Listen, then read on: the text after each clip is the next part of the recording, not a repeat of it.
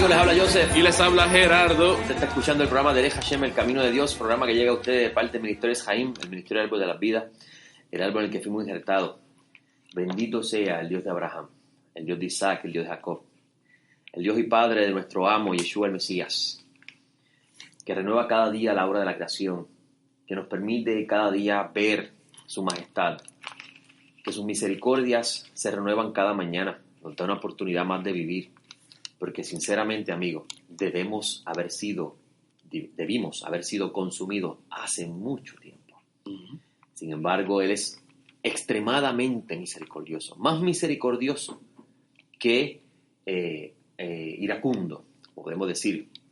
Y esto se encuentra en los 3 atributos de misericordia del Eterno. El texto donde el Eterno le muestra la misericordia a Moisés, que Moisés le dice al Eterno: déjame ver tu gloria.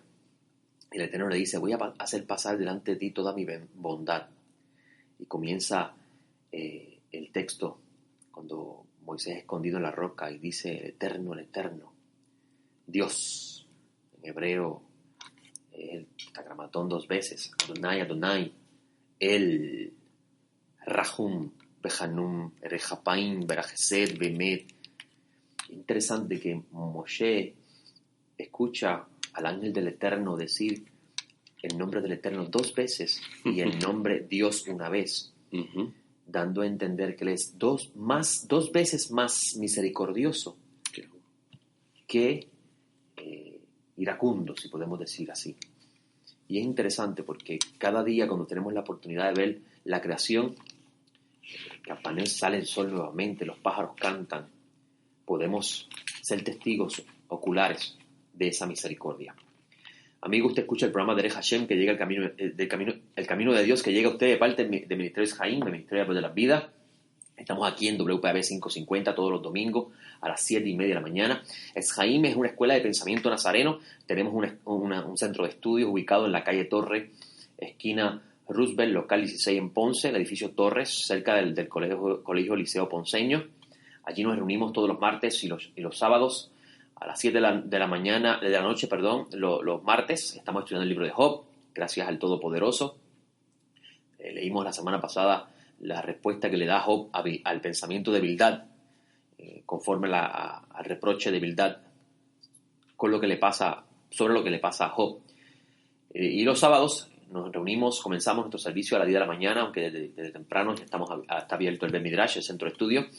Estudiamos los 5 libros de Moisés, nos encontramos el libro de Deuteronomio por la mañana, a las 10 de la mañana, hasta las 12 del día. Tomamos un receso para el almuerzo.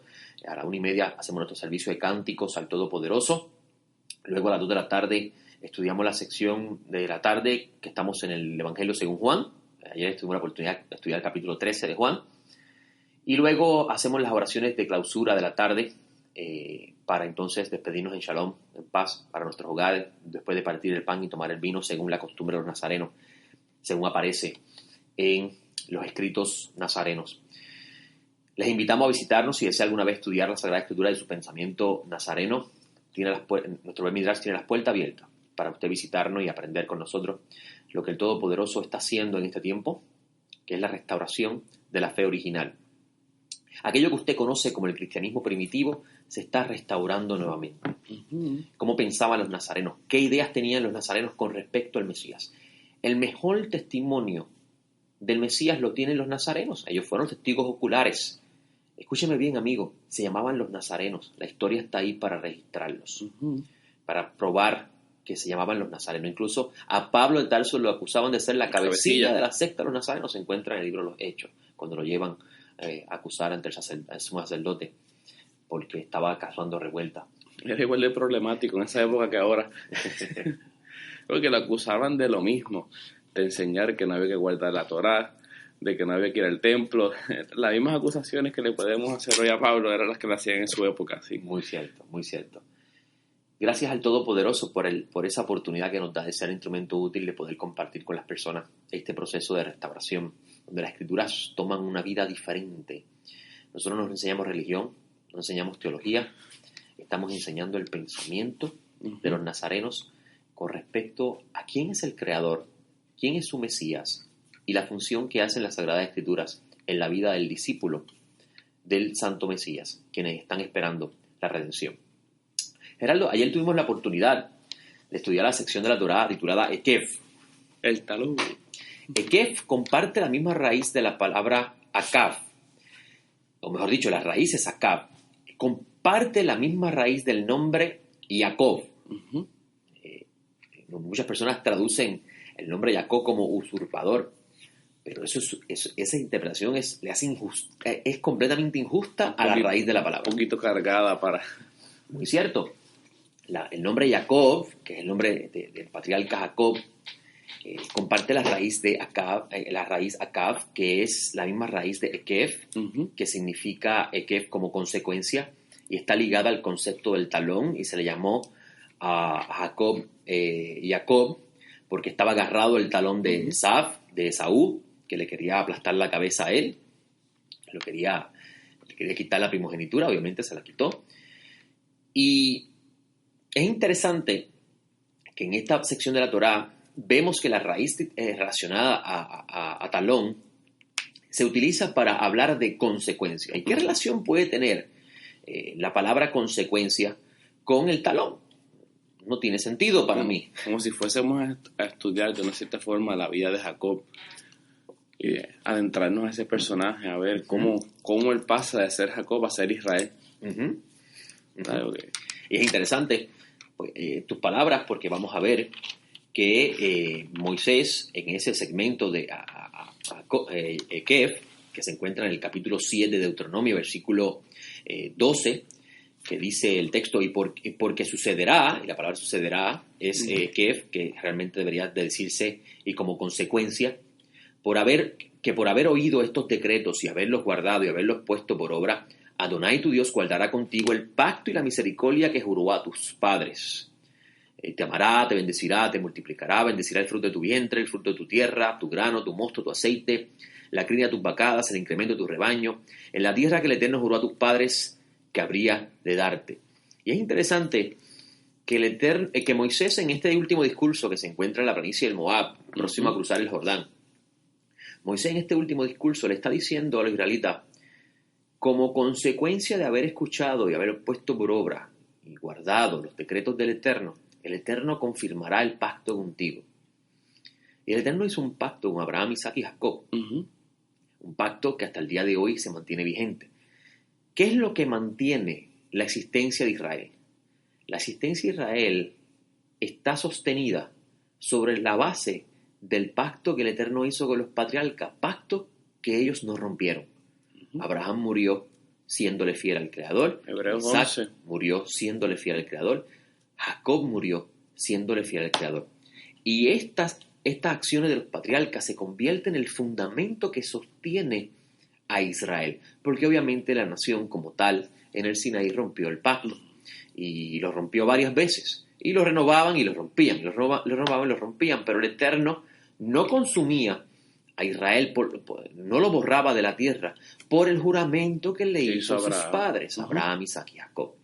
Y es interesante que el Todopoderoso, por medio de Moisés es el profeta, está diciendo que hay una consecuencia por mantener el orden establecido por el Creador. Y es interesante, muchas personas miran la ley del Eterno, y no me gusta utilizar mucho esa palabra porque no le hace justicia a la idea. La Torá del Eterno no es ley, es instrucción. Obviamente, dentro de las instrucciones hay leyes. Oh, claro que sí. Vamos a ver la sección Mishpatim, que viene después del capítulo 22 o 23 de Éxodo. Vamos a ver que hay unas leyes sociales de comportamiento social que son sumamente importantes para la sana convivencia social. Y eso son leyes. Pero la Torá completamente no es un libro de ley. Es el libro de la instrucción, es el libro de la sabiduría del Eterno, donde le enseña al humano a vivir una vida de orden. Porque el humano perdió el orden y cayó en desorden. Eso se encuentra en el principio del libro cuando comienza a hablar de Adán. Tuvieron que sacarle huerto, exacto.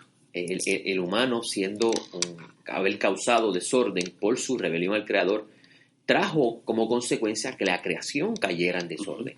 Entonces la creación se convirtió en un elemento hostil al humano, en vez de ser amigo del humano. Carlos y espinos y con sudor vas a tener que... Correcto. Y el Eterno le dice a Israel, y es interesante, es importante que usted sepa, que en Ezequiel, el profeta, inspirado por el Eterno, llama a Israel Adán, humano. Uh-huh.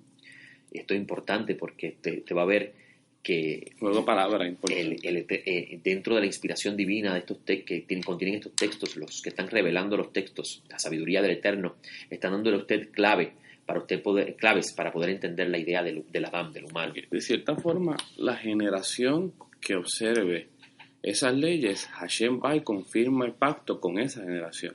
Correcto. Y le da acceso a ese proceso de restauración hasta poder regresar ese primer Adán. Correcto. Porque no nos sacaron para siempre, de cierta forma, del huerto, sino solamente temporal, a ver qué íbamos a hacer. Correcto.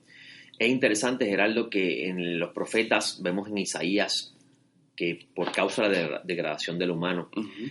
y la caída de Israel, si usted estudia la caída de Israel es la caída de Adán. Es una explicación de la caída de Adán, pero con más detalles.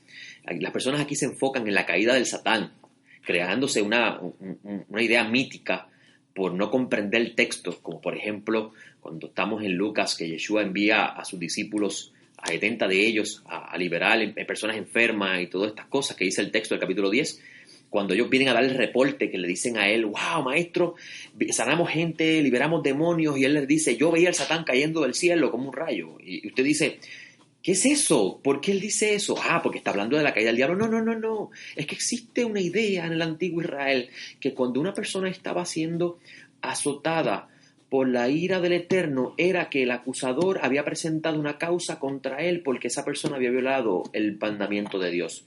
Y cuando esa persona es restaurada, no hay más acusador en el tribunal celestial, hay que expulsarlo. Tiene nada que hacer allá arriba. Es interesante, Revelaciones valida la idea. Lea el capítulo 12. Ha sido expulsado el acusador de nuestros hermanos. ¿Por qué? Porque el Cordero los ha redimido. Porque estamos hablando de que Yeshua vino a rescatar las ovejas perdidas de la casa de Israel. Es interesante, Geraldo, que el profeta, Uh-huh. en Isaías 13, inspirado por el Eterno, es interesante que Pedro dice que el espíritu del Mesías estaba sobre los profetas. Uh-huh. Aleluya. Eso está muy interesante. El profeta en el capítulo 13 de Isaías dice algo muy interesante, y esta versión, amigos, no le hace nada de justicia a lo que dice en hebreo, pero nada, Geraldo, nada.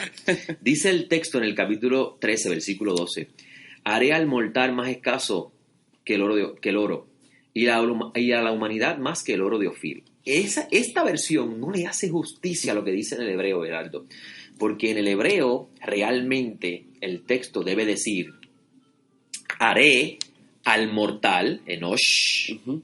Enosh expresa al humano en su estado más degradado. Usted va a encontrar que la raíz que está relacionada a esa idea de mortal se encuentra en Génesis cuando Set tiene un hijo a su imagen, y ese hijo es Enosh, lo llama Enosh, porque a partir de entonces, en ese estado degradado, la humanidad comenzó a invocar al Eterno. Uh-huh. Llamarle a todo, Dios. A todo lo llamaban piedra. Dios. Muy cierto. Y el texto del profeta dice, haré al mortal como el oro. Quiere decir que lo va a elevar de su estado degradado a un estado de valor. Pues leemos la parashá que Hashem estableció los elementos, y el oro es el más cercano, el más que se purifica. El más que el lugar santísimo estaba cubierto de oro, expresando el nivel de pureza. Pasado por agua, por fuego, por... Muy cierto. Y es interesante que luego continúa diciendo, Geraldo, y, porque está la Vav, que significa y, Adam, más que el oro de Ofir. Proceso de purificación más intenso, más fuerte. Es interesante que los sabios de los aspectos interiores de la Torah dicen que esta segunda parte de este versículo habla del Mesías, Me recuerda, que sería más puro que todos los puros. Me recuerda a Jacob en la escalera. Apenas está en su estado bajo, Uh-huh. durmió, y cuando miró, vio el final del proceso, vio aquel que es el autor y consumador de la fe. Así mismo es. Dijo, caramba, yo terminaré así. ¿Cómo es que trabaja esto? La palabra dice, puesto los ojos en el autor y consumador de la fe. O sea, alguien que empezó y la terminó. Muy cierto, Geraldo. Y es muy interesante cuando tenemos la oportunidad de de aprender un poco de hebreo y poder mirar estas cosas, porque cambia completamente. Ya vemos que el texto no está diciendo lo que se traduce, sino que está diciendo otra cosa. Pero ¿y cómo el humano termina siendo como oro? Porque fíjate que... El Eterno va a coger al mortal Sí, y lo va a llevar al estado de oro. Eso es... Y Adán, que no es llamado mortal, No. porque el nombre Adán tiene una implicación diferente, Oro de Ofir. más que el oro de Ofir, es decir, más puro que ese oro, que era el oro más preciado de esa época. La palabra dice que no fue con macho cabrío, que no fue con toro, que eso no limpiaba la conciencia, que eso simplemente era temporal. Entonces, ¿cómo ese ser humano se va a levantar de ese estado de noche para llegar a ser un Adán refinado? Muy cierto. Tiene que haber un proceso de restauración de parte del Todopoderoso, y está dentro del plan del Mesías. Y vamos a ver si coges la segunda parte de ese texto del profeta. Vas a encontrar, Geraldo, que el profeta, hablando de este Adán, que será más que el oro de Ofir, el profeta está hablando indirectamente del Mesías, que vamos a ver que él mismo se llama el Hijo del Hombre, el Ben Adam, y pasó por todo tipo de pruebas para ser perfeccionado en todo, siendo él el autor y consumador de la fe. Esa es la carta de Hebreo. Cuando tú fue probado en todo, puedes fortalecernos en tus flaquezas y en debilidades. Muy cierto. Que tú vas a ver, el proceso de los nazarenos fue eso. ¿Cómo tú cogiste un Pedro, un Jacob? Simples mortales, y los refinó. Pescadores. Y de repente terminan siendo unos hombres que a la sombra sanaban a los enfermos. ¿Cómo tú terminas ahí? Muy cierto, muy cierto. Es bien interesante que si unimos esto a la segunda parte de lo que estuvimos hablando ayer en el Ben Midrash, estuvimos hablando del capítulo 12 del libro de Juan, de la Buena Nueva según Juan, que aparece mencionando a Yeshua estando en la casa de Marta y Miriam con Lázaro, el resucitado, después de 4 días. Eso es bien importante. Eliezer, el siervo. Existía dentro del pueblo de Israel, escuche bien, amigo, existe dentro del pueblo de Israel una tradición que enseña que una persona cuando muere, su alma está hasta 3 días rodeando su cuerpo, pensando en la posibilidad de regresar a ese cuerpo. Eso es sumamente importante conocerlo para entender el capítulo 12 de Juan, cuando dice, llevaba 4 días muerto. Si se lograba calentar el cuerpo, el alma podía regresar. Muy cierto.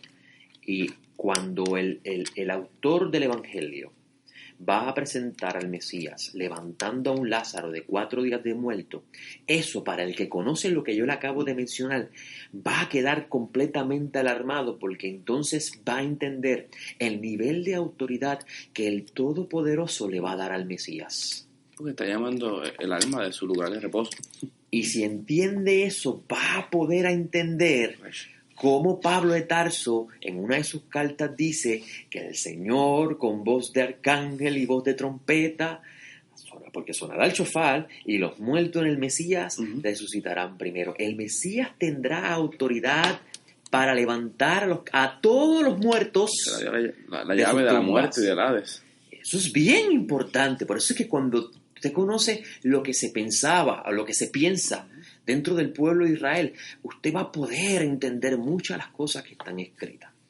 Y ayer tuve la oportunidad, Geraldo, de hablar del capítulo 12 de la Buena Nueva según Juan, donde entra en escena, y no vamos a enfocarnos en el momento que estamos viendo al Mesías, porque no es el tema, no es lo que quiero enfocarme en la parte donde el Santo Maestro está entrando a Jerusalén, y comienzan las personas a aclamar Hoshiana, Baruch haba Beshem Adonai, Melech Israel, que es lo que tiene el versículo 13, que dice, Hosana, bendito el que viene en el nombre del Señor, Rey de Israel.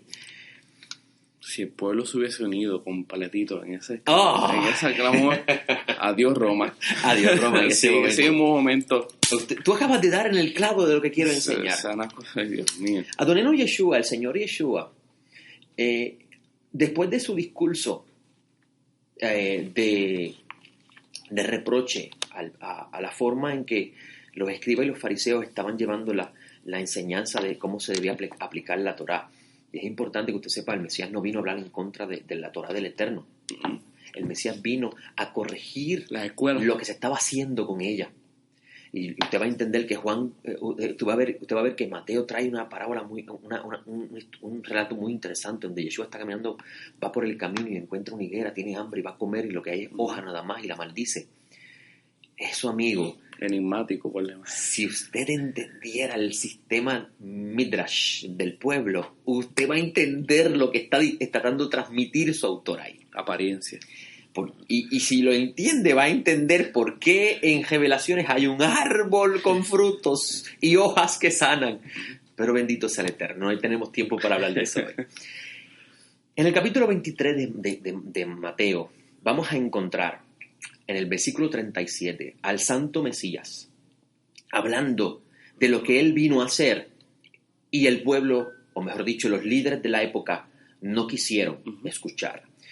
Y vamos a ver que el Santo Maestro dice en el versículo 37, Jerusalén, Jerusalén, que matas a los profetas y que apedreas a los que te han sido enviados. ¿Cuántas veces quise juntar a tus hijos como la gallina junta sus polluelos bajo las alas y no quisiste? Ahí el Mesías está hablando de lo que vino a hacer. Y lo dice, tú acabas de decirlo unos minutos atrás, Geraldo. Él vino a buscar las ovejas perdidas de la casa de Israel. Pero no quisieron escucharlo. Y vas a encontrar que hay múltiples parábolas donde él habla de que el Eterno envió profetas y no, los mataron, y después el Eterno dijo, voy a enviar a mi hijo a ver si le escucha. Y dijeron, este es el heredero, acabemos con él. Exactamente. Y el Mesías viene y dice, he aquí vuestra casa hoy es dejada desolada. Está refiriendo, ya está apuntando a la destrucción del templo. La destrucción del templo, amigo, es sinónimo de exilio. ¿Ok? Lea a los profetas. Inmediatamente él viene y dice, porque os digo que desde ahora en adelante de ningún modo me veréis hasta que digas, bendito el que viene en el nombre del Señor. Estas son las mismas palabras, amigo que me escucha, que aparece en el Evangelio según Juan, que acabamos de citar, donde el pueblo está diciendo, Hoshiana, Baruch haba Beshem Adonai Melech Israel.